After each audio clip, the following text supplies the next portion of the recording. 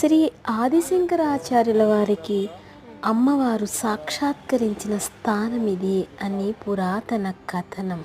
కొల్లూరు మూకాంబిక దేవాలయం కర్ణాటకకు ప్రసిద్ధిన శక్తిపీఠం.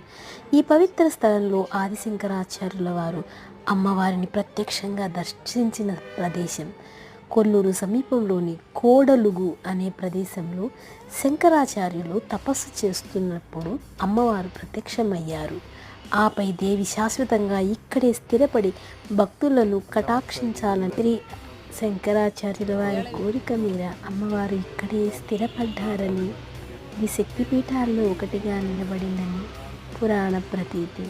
ఇక్కడ కనిపిస్తున్నటువంటి చెక్క బొమ్మలు, ఇక్కడ కనిపిస్తున్నటువంటి ఉయ్యాలలు, ఇవన్నీ కూడా కుటుంబాలలో తమ కోర్కెలు ఆశీర్వదించమని ప్రార్థించినటువంటి వైఖరి. దేవాలయాలు మానవుని